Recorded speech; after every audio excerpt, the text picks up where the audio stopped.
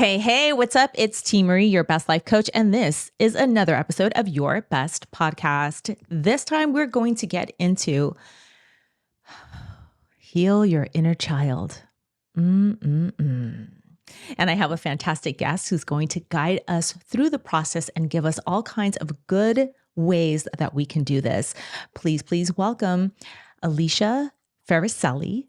She is many things, but she holds a bachelor's degree in metaphysical science, a BMSc. She's cultivated a 20-year multifaceted career in marketing, public relations, and entrepreneurship. She's now a certified life and health coach, and she specializes in inner child work. So she's the perfect person to guide us through this today. Intuitive healing and personal empowerment. Woohoo! These are all things that we love here at Your Best Podcast. So we're going to kick it right off. First of all, thank you so much for being here with us today and for helping us with inner child healing. This is so important, so important. Let's kick things off with this question. How well would you say you know your own inner child? Oh man, my inner child is like my little girl. She's my baby inside of me. I know her very well. I've connected so deeply with her, and yeah, I know when she's screaming and crying and wanting attention. I know when she needs some more, creativity in her life. I play with her all the time. We're so connected. Awesome. And how did you begin your own personal relationship with your own inner child? Has this been a years-long process, or did it start when you started your studies? How did this come about?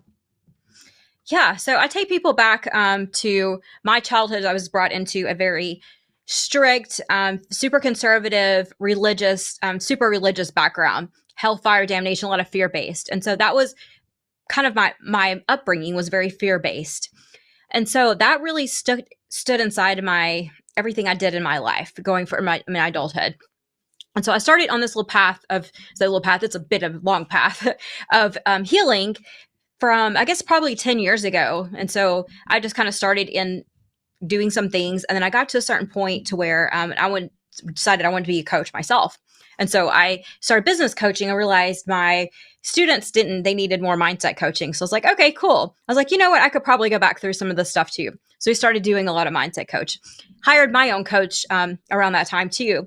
And was introduced to energy work and meditation, breath, all this stuff, and started to release things out of me that was stuck inside me for, say 35, 40 years.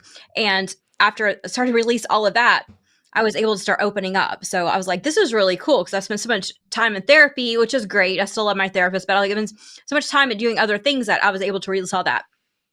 But I still felt there was something missing. Like there's still this little key component, like something's just missing, not tied in together. And it's funny how the universe works. It's like, okay, cool.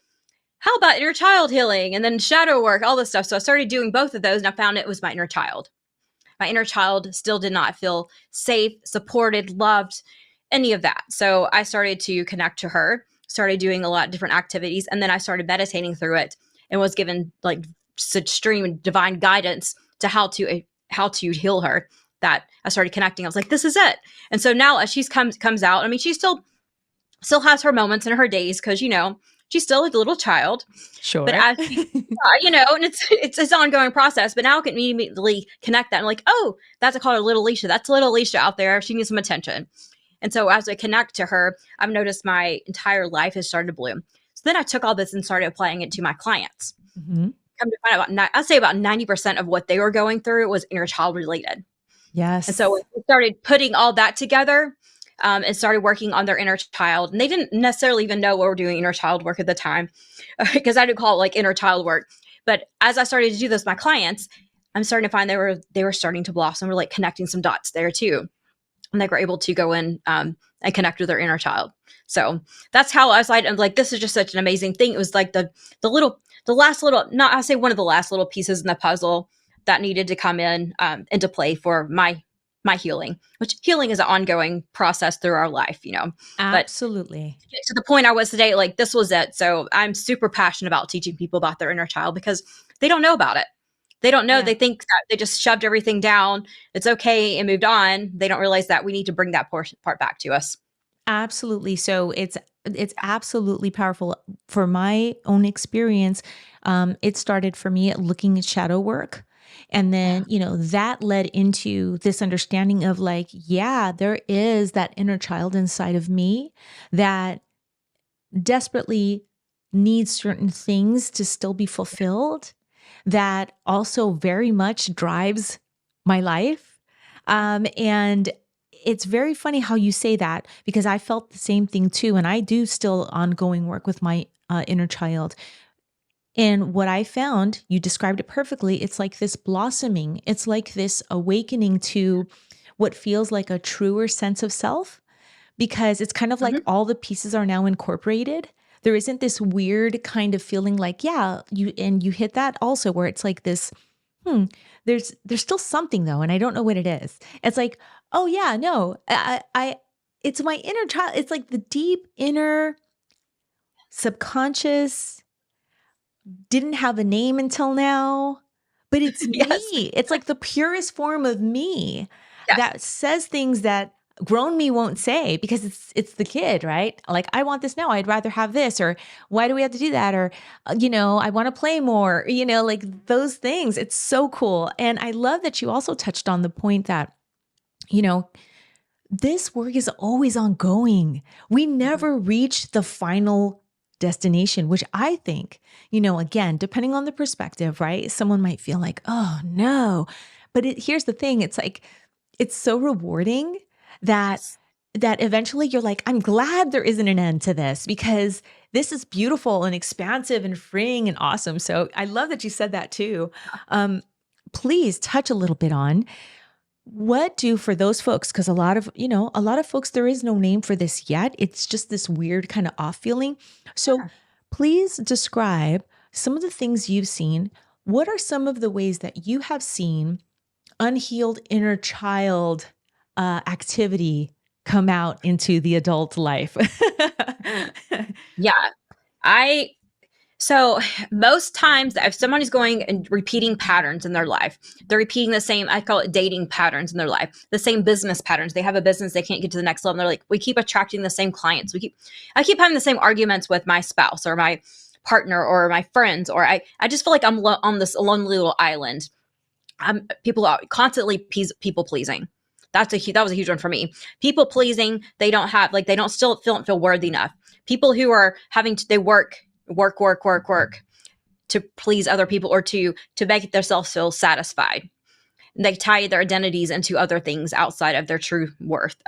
Those are big components of the inner child. And a lot of people say, I don't have an inner child. Everybody has an inner child. It's that 3 to 4, 5 year old self was who you were at that age before you were when you're carefree, you're playful, before you're put in that little box that everybody puts you into.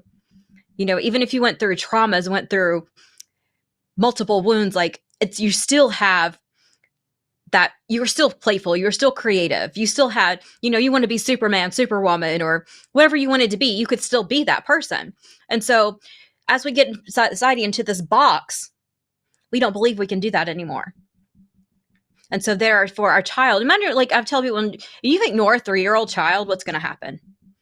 They're going to pout, maybe, but they're going to come. They're going to get your attention somehow because they have to have that. Yes. That's one of their needs. It's one of our basic needs is to feel safe and love. And so if we're not giving that to that child, inner child, if you weren't, even if you got that as a child, there's still wounds that happen throughout.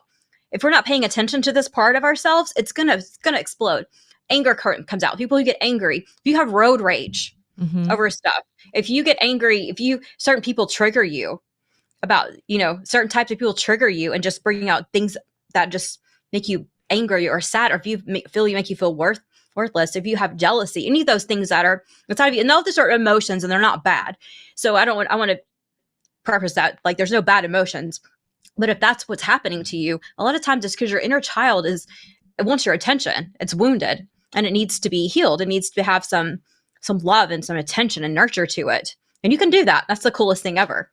It really is. And I love, so one thing that I have seen with clients and in my own life as I've done this work is I like how you describe the pattern the through line there.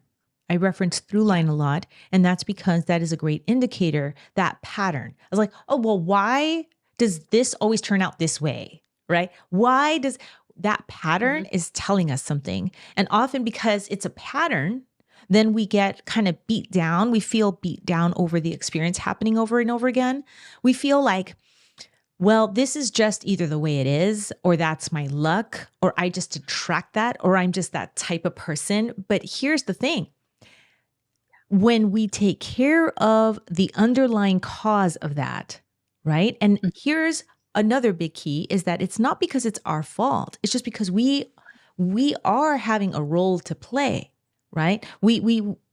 Our energy, as we release that energy, is attracting a type of energy. And whether we know it or not, that deep subconscious, oh, I don't trust people. Oh, I won't have fun if I really do this.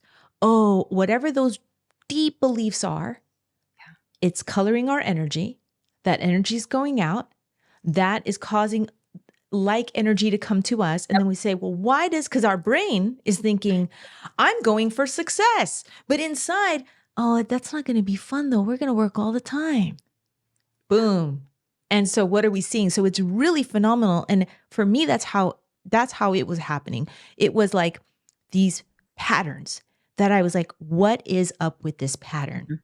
And so I first started to then figure out through shadow. And then when I got to the inner child of like, oh my God. And now one of the things I like to do, which the next question is going to be right on to you.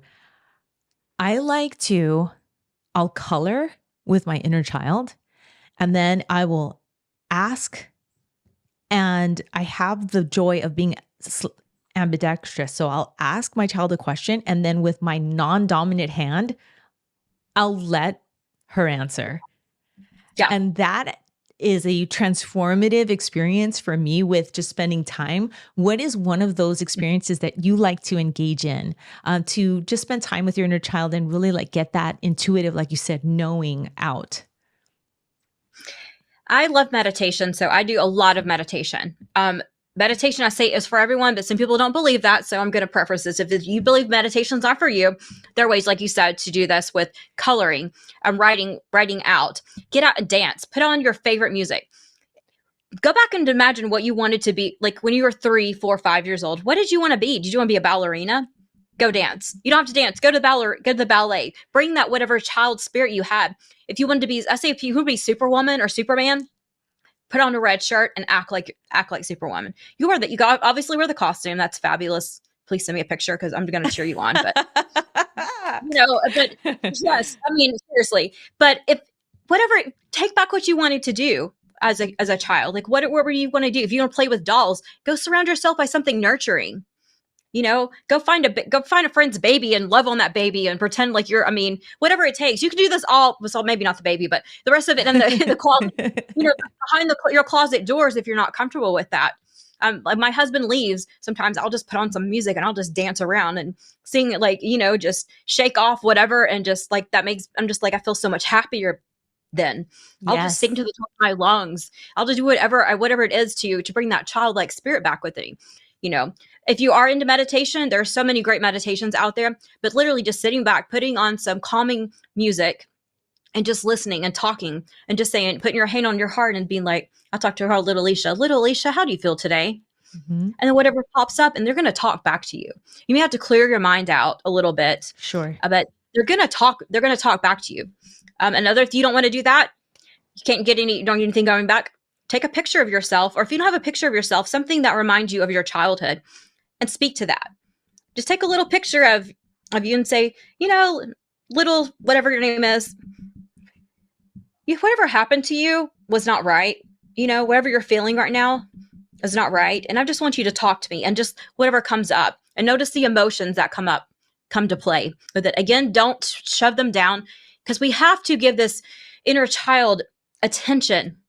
We can't ignore it. And that's the biggest thing we've been doing. So we can't say, oh, you shouldn't cry. You shouldn't feel this way. No, you've absolutely tell that child it's okay to feel this way. You have to give it a safe space to release these emotions and release the wounds or trauma that was feeling. Because if not, you're basically telling the child to go sit in a corner and ignoring it. Yes, one of another big healing thing that I've been able to do with my inner child, like the one that I described before, is like that playtime and a kind of a way to kind of talk or tap into that deep inner knowing, that deep inner piece of my being. One of things that, and I love you, you're touching on this, where it's like I've looked in the mirror, right into my own eyes, as close as I could get to the mirror. And I've literally been like, little T, I'm so sorry. And it still makes me emotional when I do it now because I can't apologize enough, because we do constantly ignore the most purest forms of our being. And so being able to do that and allow whatever those emotions come out, whether it's acknowledgement or tear stream or a release of just finally letting the pressure out, whatever that is, I have found that to be very, very healing. Or even just like looking, I'm proud of you, how you would speak to a little child, which is Yes. oftentimes not how we speak to ourselves in our minds. So it's a wonderful transformative experience to be able to constantly recognize that we have multiple layers of ourselves in our lives, and we are so many beings in one. The thing with the inner child, though, I feel it is our purest human form. I feel like there is a spirit form that we are, that is the limitless part of us. But as far as like our human experience, that inner child is like the most pure form of us. And so that has helped me to be able to just say, hey, I'm sorry I ignored you. I didn't pay enough attention. I'm sorry for what you went through. Those affirming and acknowledging also lets me off the hook of like, meaning off the hook of holding it. Cause that is all subconscious too, that we're holding stuff. Yeah. No, you hit it a little bit. You said, but dive into how the intuitive healing complements this work. Yeah. So there's many ways you can go about to heal the inner child. You can go down a very clinical psychologist, therapist level. There's some therapists that work with the inner child, but I haven't found there very many. Or the way that I do is we start releasing through energy work. There we get down and through intuitive work, we're going to start releasing these things out. Or do that through breath work and meditation. So I teach people how to go through and how to meditate. We're going to connect through our inner child through meditation, which I think is the easiest way to connect and the best way, because you're going more subconsciously in to connect with that. Mm-hmm. And then of course, we're releasing the things that are coming up, cutting some cords that are tied to that, any type of energetic blocks that are blocked, in your chakras that are preventing this work from happening. And then through breath work too, just releasing. And I work with TFT, EFT as well to, start training the brain to start thinking a little bit differently. So it's a combination of all kinds of different things and that come up that I find that really work, because we're going more subconsciously. When you're in talk therapy, you're doing that, you're really conscious. Yes. Unless you're doing, so we're going not, kind of in hypnotic, more, I say hypnosis, but we're going more subconscious work is what we're doing to release some of that out energetically. Yeah. Yes, that's very good and very powerful, because then we start to let those, no matter what, when we are conscious, we are always editing. We're always editing because we're conscious. That's the difference. Like, for example, perhaps oh my gosh, you're just in the best sleep ever. Like you are perfectly molded in the mattress. Everything is just fantastic. And you're just dreaming. You're free. You're free in your dream. You're just, anything can happen. And you're just, even emotions. How many of us have had where it's like, oh, I came out of that and it was angry, or I was sad or laughing. You wake up, you're, laughing. You're free. But then the moment you start, whether it's that nice kind of, maybe you're waking up, or that jar in, immediately, boom, here comes the consciousness and thoughts. And right. Yep.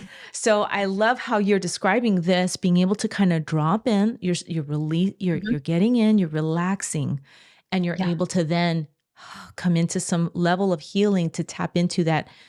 Otherwise, you're just editing. You're in the brain. Yeah. Fantastic, fantastic. So, what advice would you have as people are working with you and they are, you know, they're healing their inner child, they're coming up, what advice do you have? Because clearly they're also going to be aware of past pains that they've experienced, Yeah.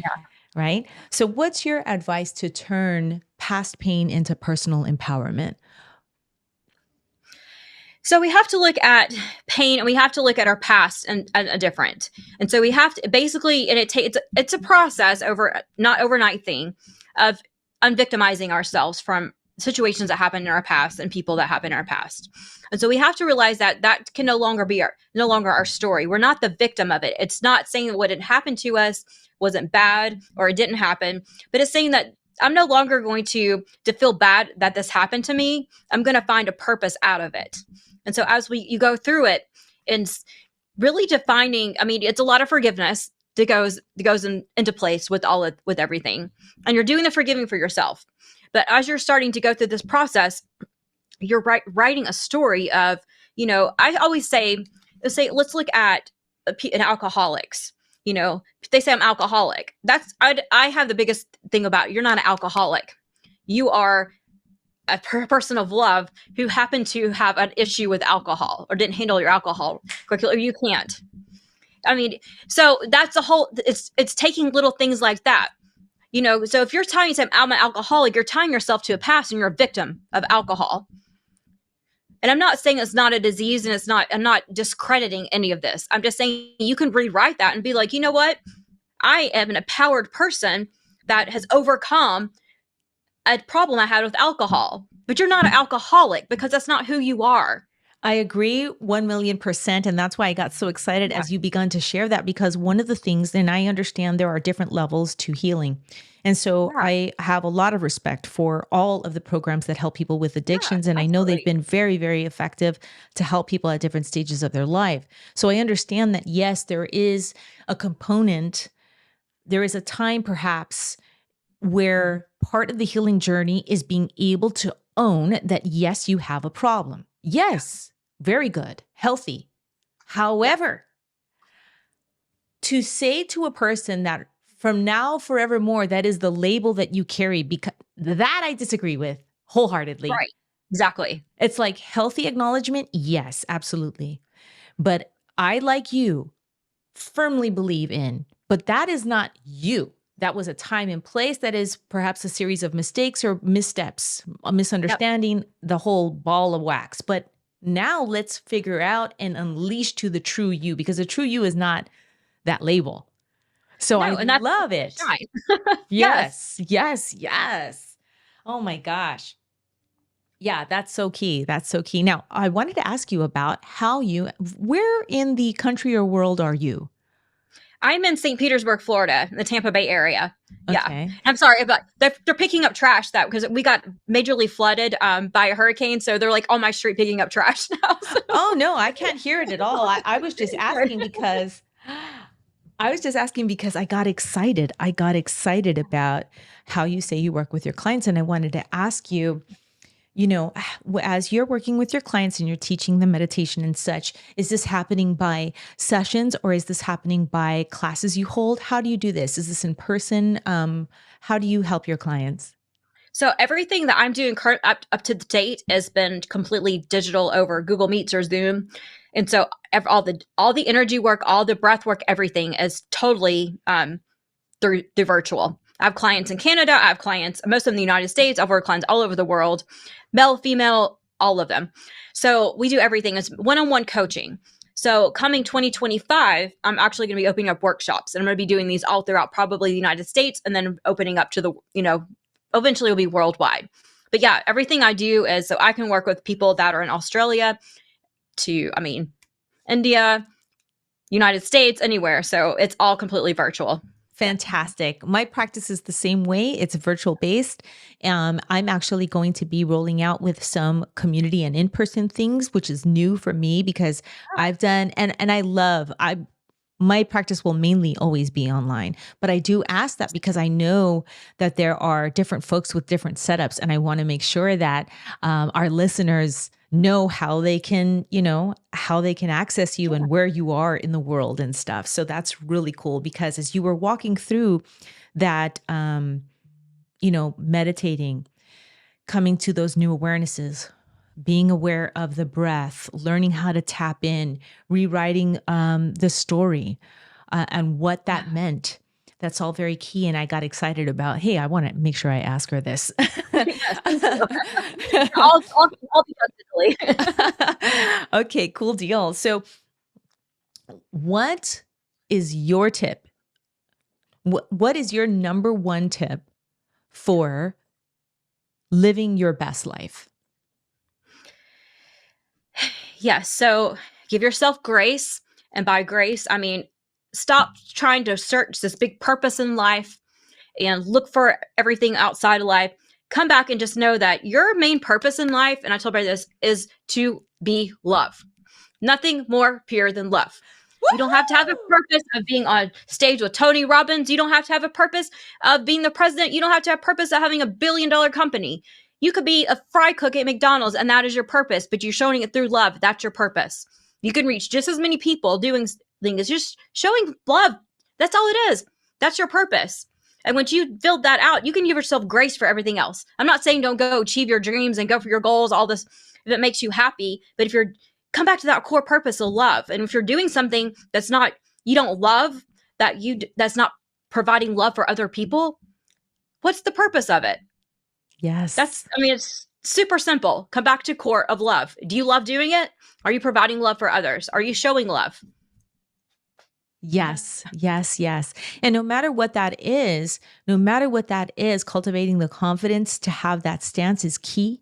And being able to tap into your inner child is key as well. Because one thing that I have found there's two things. One thing that I found is that sometimes when we're really wanting to be that love and it looks totally opposite of what seems popular or cool or awesome or big or amazing or flashy or whatever, you might be like, oh man, now you're in a sudden kind of weird little conflict over it, right? Because it's not the cool thing. It's not but guess what?